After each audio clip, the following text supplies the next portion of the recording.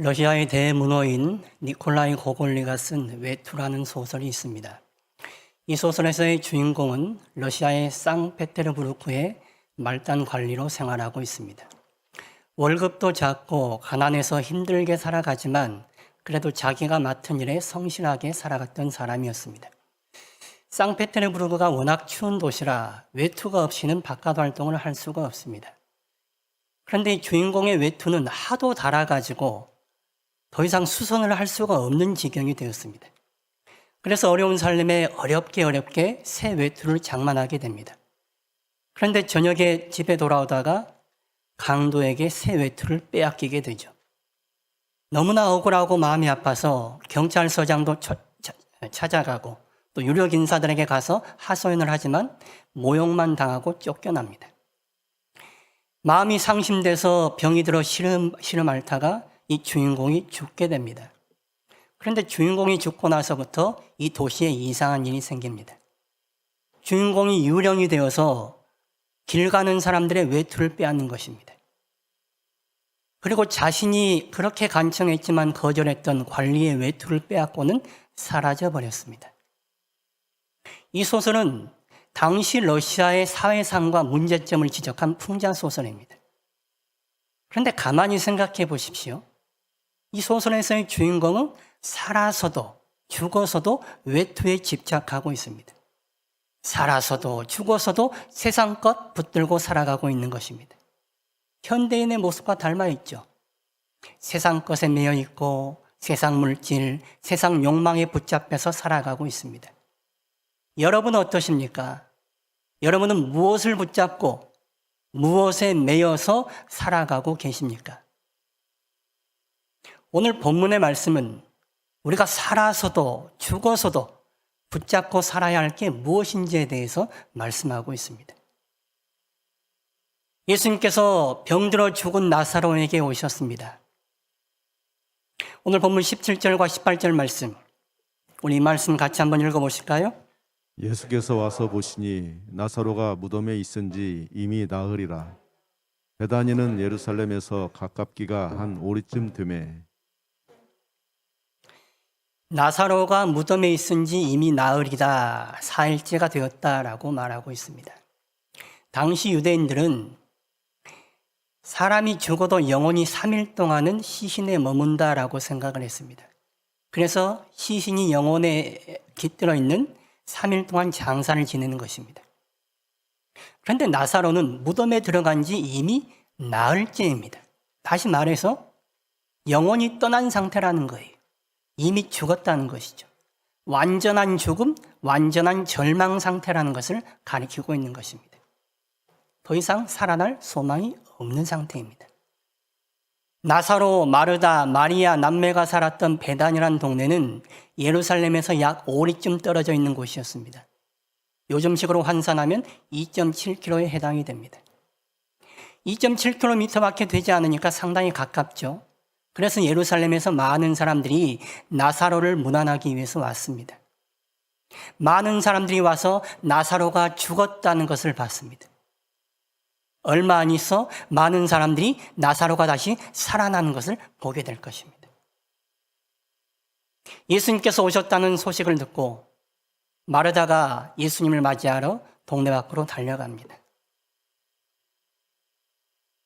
마르다가 예수님께 말합니다. 21절과 22절 같이 읽어보실까요? 마르다가 예수께 여짜오되 주께서 여기 계셨더라면 내 오라버니가 죽지 아니하였겠나이다. 그러나 나는 이제라도 주께서 무엇이든지 하나님께 구하시는 것을 하나님이 주실 줄을 아나이다. 주님이 여기 계셨더라면 내 오라비가 죽지 않았을 텐데 주님 왜 이렇게 늦게 오셨습니까? 아쉬움과 원망이 담겨있는 말투입니다. 그러나 예수님이 오셨으니 하나님께 뭐라도 기도하면 무슨 일이라도 일어날 거라고 기대하고 믿고 있습니다. 그런 마르다에게 예수님이 말씀하시죠. 너의 오라비가 다시 살아날 것이다. 그러자 마르다가 어떤 반응을 보이느냐? 24절 보십시오. 마지막 날 부활 때에는 다시 살아날 줄을 내가 아나이다. 당시 유대인들은 부활을 믿는 사람과 믿지 않는 사람 두 부류가 있었습니다. 바리새인들은 부활을 믿는 축에 속했습니다. 그들의 가르침을 따라 많은 사람들이 부활을 믿었습니다. 그러나 그 부활은 마지막 종말 때 일어나는 부활이었습니다. 마르다가 그 얘기를 하고 있습니다. 마지막 종말 때에는 부활이 될 것을 믿습니다. 그런데 지금은 안 된다는 거죠. 지금은 이미 죽었는데 무슨 부활하겠습니까? 내 오라비가 이미 죽었는데 벌써 나흘이 됐는데 영혼이 떠나갔는데 어떻게 다시 살겠습니까? 라고 예수님께 반문하고 있는 것입니다. 그런 마르다에게 예수님이 이렇게 말씀하세요. 본문 25절과 26절 말씀, 이 말씀도 같이 읽어보실까요? 예수께서 이르시되 나는 부활이요 생명이니 나를 믿는 자는 죽어도 살겠고 무릇 살아서 나를 믿는 자는 영원히 죽지 아니하리니 이것을 내가 믿느냐. 나는 부활이요 생명이니 나를 믿는 자는 죽어도 살겠고 살아서 나를 믿는 자는 영원히 죽지 아니할 것이다 라고 말씀하고 계십니다. 나를 믿는 자는 죽어도 산답니다. 예수님을 믿는 사람은 육신이 죽어도 그 영이 죽지 않고 다시 살아나는 것입니다. 육은 죽어 땅에 묻히지만 영은 하나님께서 새로운 몸으로 변화시켜 새로운 삶을 살게 하시는 거예요. 그게 부활이죠. 저는 목사인지라 장례식장을 자주 찾아갑니다. 장례식장에 가면 고인이 신앙생활 하지 않다가 예수 안 믿고 돌아가신 분들이 있습니다. 그런 경우에는 유족들에게 제가 위로할 말이 없습니다. 그 슬픔 가운데 있는 사람들은 뭐라고 위로하겠습니까? 죽음은 끝인데요.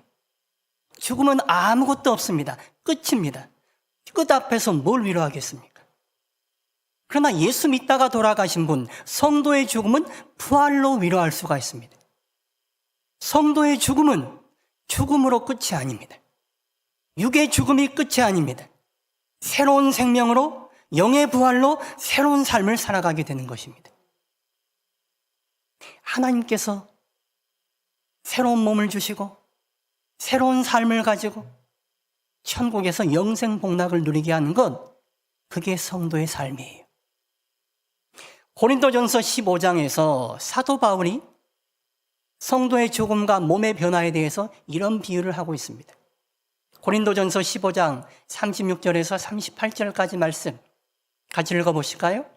어리석은 자여 내가 뿌리는 씨가 죽지 않으면 살아나지 못하겠고 또 내가 뿌리는 것은 장래의 형체를 뿌리는 것이 아니요 다만 밀이나 다른 것의 알맹이 뿐이로되 하나님이 그 뜻대로 그에게 형체를 주시되 각 종자에게 그 형체를 주시느니라. 씨가 있습니다. 이 씨가 죽으면 거기서 싹이 나고 싹이 자라서 식물이 되죠.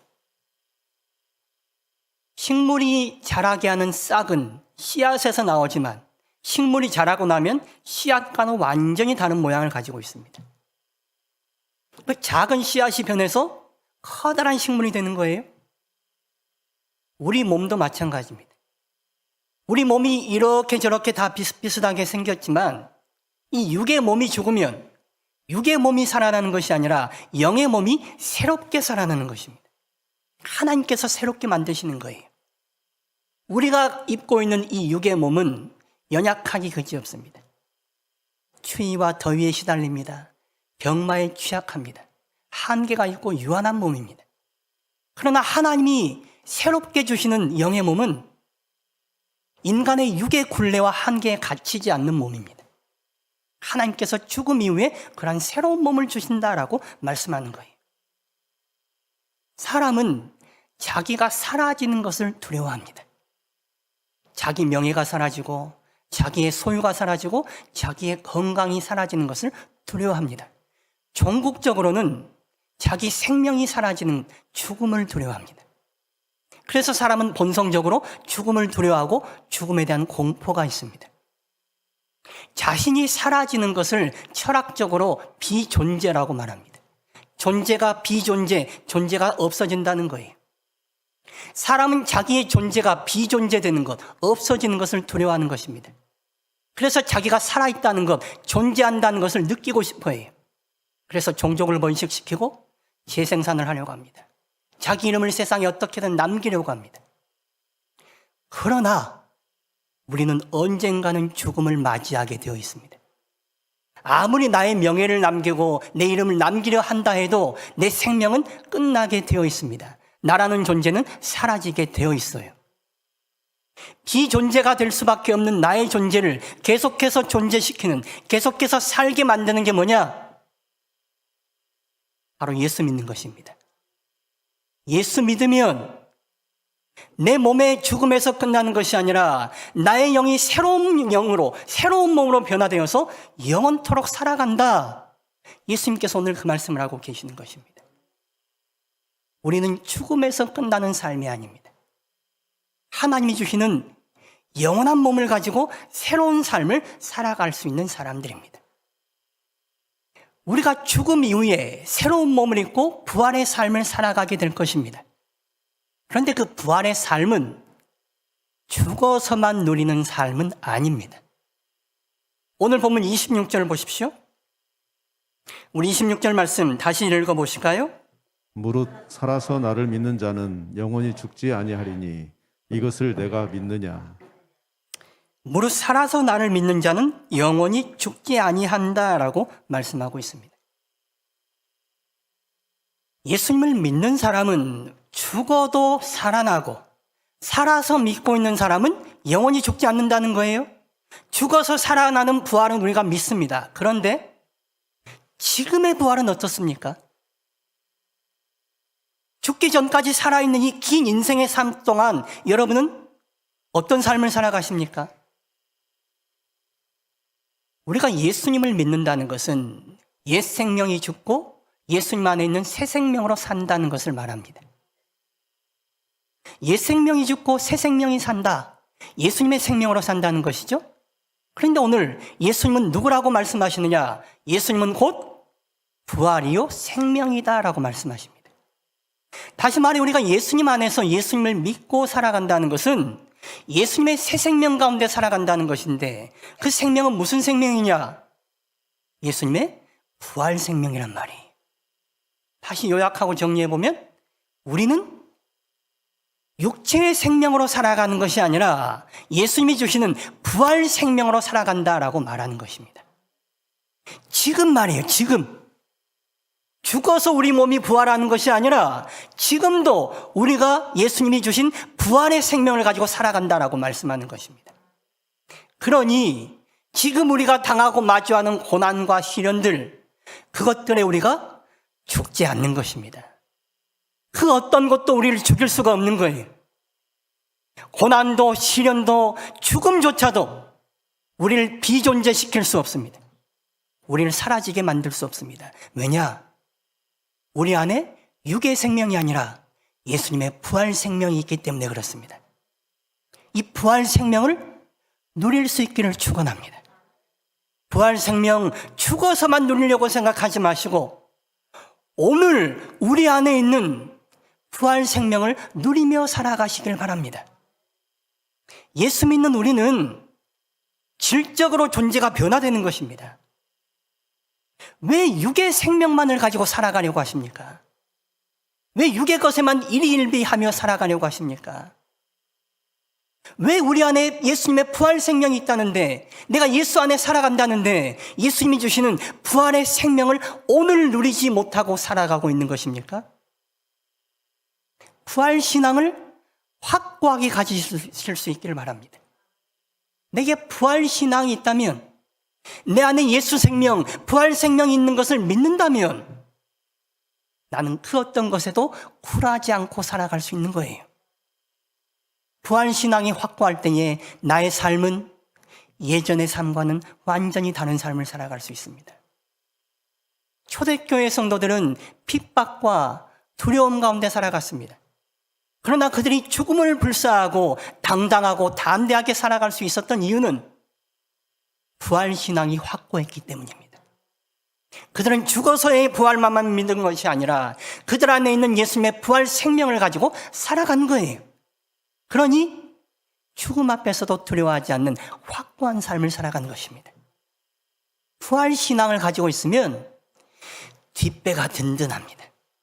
내 뒷배가 있는데 나를 뒤에서 받쳐줄 분이 계시는데 뭐가 겁나겠습니까? 내 명예가 좀 사라지고 내 건강이 사라지고 내 소유가 사라지고 내가 실업이 되고 내 사업이 파산한다 할지라도 거기서 끝나는 게 아니니까요. 그 어떤 것도 나를 죽게 만들 수 없는 것입니다. 예수님의 부활신앙이 있으면, 예수님의 부활 생명 가운데 살아가면 우리에게 그런 힘이 생기는 거예요. 제가 예전에 섬기던 교회 한 권사님이 계셨는데 이분이 젊은 나이에 남편이 돌아가셨습니다. 그래서 아주 젊은 나이에 과부가 되셨어요. 처음에는 남편 따라 죽고 싶었답니다. 그런데 어린 자식들을 보니 차마 죽을 수가 없더랍니다. 그래서 어쩔 수 없이 산 거예요. 너무 가난하니까 사는 게 너무 힘든 거예요. 돈이라도 있으면 살만할 텐데 너무너무 가난하니까 삶 자체가 힘든 거예요. 겨울에는 집이 얼마나 판잣집이면 바람이 너무 쌩쌩 들어오니까 너무 추워 견딜 수가 없어 교회당에 와서 살았답니다. 교회 마룻바닥에 자면서 기도하다가 자다가 그렇게 살아간 거예요.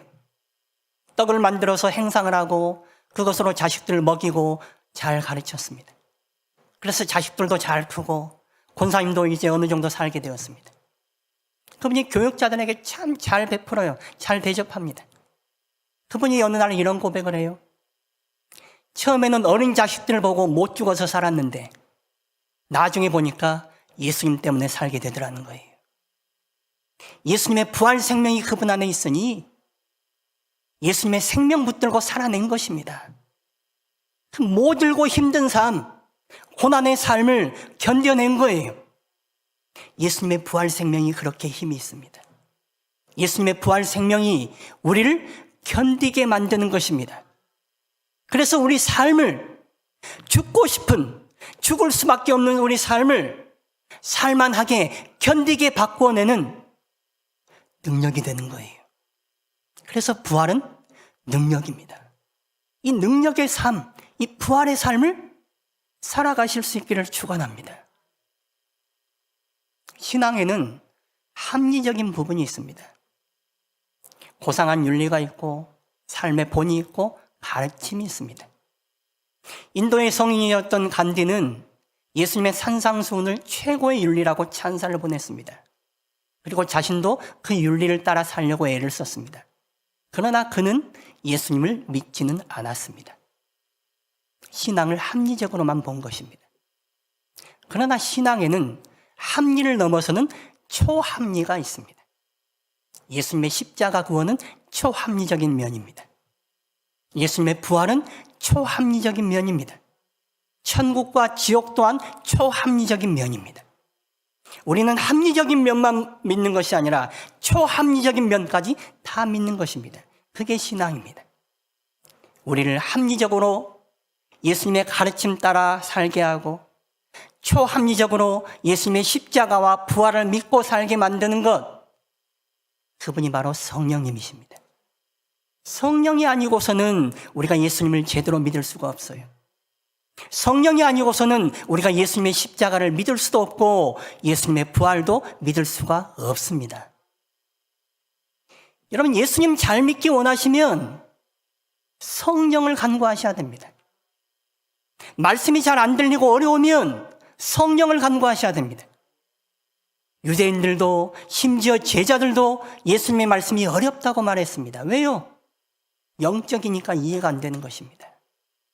육에 머물고 있는 사람은 영의 말씀이 이해가 되질 않습니다. 초합리적인 내용이 받아들여지지가 않습니다. 그래서 우리는 성령을 간구해야 합니다. 성령님, 제 어두워진 영의 눈을 열어주셔서 말씀이 들리게 하시고 예수님의 십자가가 믿어지고 예수님의 부활이 믿어지게 하옵소서. 예수님의 십자가와 부활이 믿어지지 않는다면 그 믿음은 헛믿음입니다. 예수님의 십자가와 예수님의 부활이 믿어지기를 축원합니다.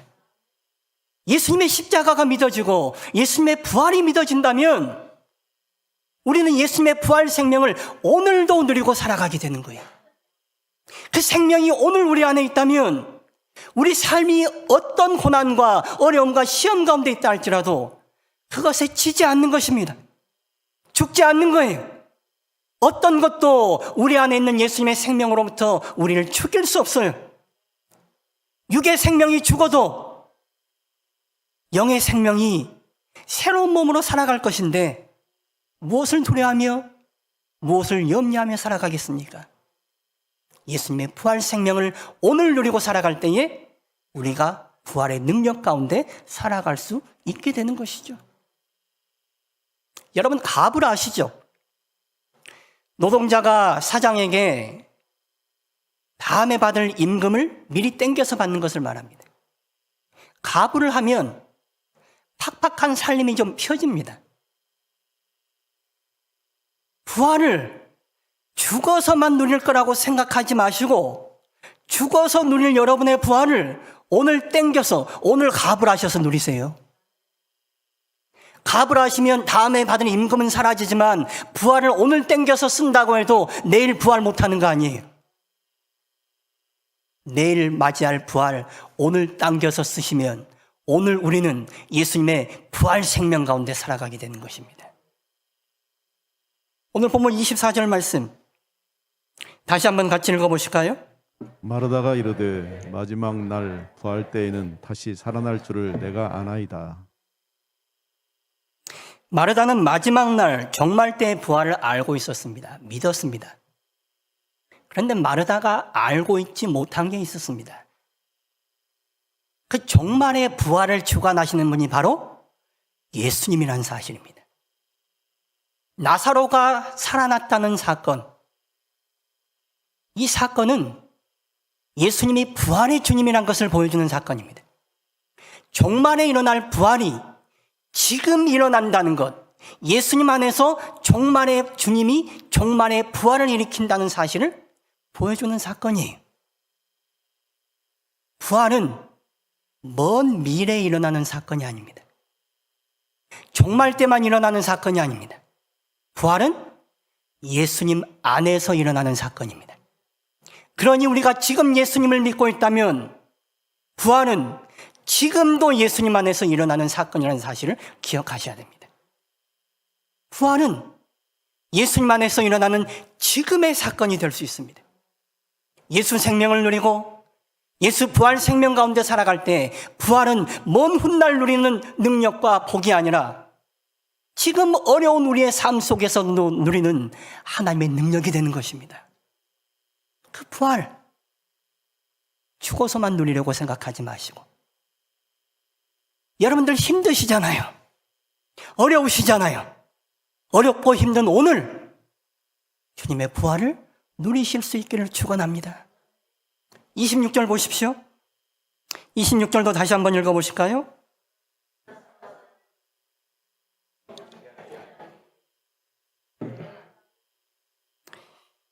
무릇 살아서 나를 믿는 자는 영원히 죽지 아니하리니 이것을 내가 믿느냐? 예수님은 죽어서만 누리는 부활이 아니라 지금 예수 믿고 있는 자가 누리는 부활, 이 부활 또한 믿기를 원하시는 것입니다. 마르다는 지금 일어날 부활을 믿지 못했습니다. 마르다에게 믿음은 있었지만 깊은 믿음은 아니었습니다. 믿음의 본질은 우리에게 있는 것이 아닙니다. 믿음의 본질은 예수님께 있습니다. 믿음은 우리 중심적으로 갖는 것이 아닙니다. 예수님 중심적으로 갖는 것입니다. 예수님이 하시는 일을 전폭적으로 수용하는 것, 그게 믿음이라는 것입니다. 그 믿음이 있을 때에 우리는 예수님이 하시는 일을, 예수님의 영광을 보게 될 것입니다. 예수님은 부활이요 생명이십니다. 예수님을 믿는 사람은 죽어도 살 것이고 살아서 믿는 자는 영원히 죽지 않게 될 것입니다. 이 사실을 믿고 살아가는 사람은 죽어서만 부활의 영광을 누리는 것이 아니라 힘들고 어려운 오늘의 삶 속에서도 부활의 능력과 부활의 영광을 누리고 살아갈 수 있을 것입니다. 절망이란 게 힘이 있습니다. 내가 죽는다, 살기 어렵다. 그러면요, 내 마음이 죽고 내 몸이 죽고 내 삶이 죽는 거예요. 그런데 소망이란 것은 절망보다 더 힘이 있습니다. 소망이 있으면 어떠한 절망과 죽음의 상황, 비존재의 두려움과 위협 가운데서도 죽지 않는 것입니다. 신앙인들은 절대 소망을 놓치면 안 됩니다. 예수 소망, 예수 십자가, 예수 부활 절대 놓치면 안 되는 것입니다. 어떤 어려움과 힘든 삶 가운데서도 우리가 놓치지 말고 붙들어야 할 게 뭐냐? 그게 바로 예수 십자가, 예수 부활이에요. 예수 소망, 예수님 붙들고 살아가면 절망을 넘어 소망 가운데, 부활의 능력 가운데 살아갈 수 있는 것입니다. 부활의 능력과 부활의 소망과 부활의 생명을 누리고 살아갈 수 있는 거예요. 성도 여러분, 그 부활, 오늘 누리며 살아가실 수 있기를 축원합니다. 고난에 지지 마시고 시험과 역정에 무너지지 마시고 예수님이 주시는 부활의 생명 가운데 부활을 오늘 누리고 살아가심으로 죽지 않고 살아가는, 오늘도 부활의 능력 가운데 머무는 우리 모두가 되기를 축원합니다.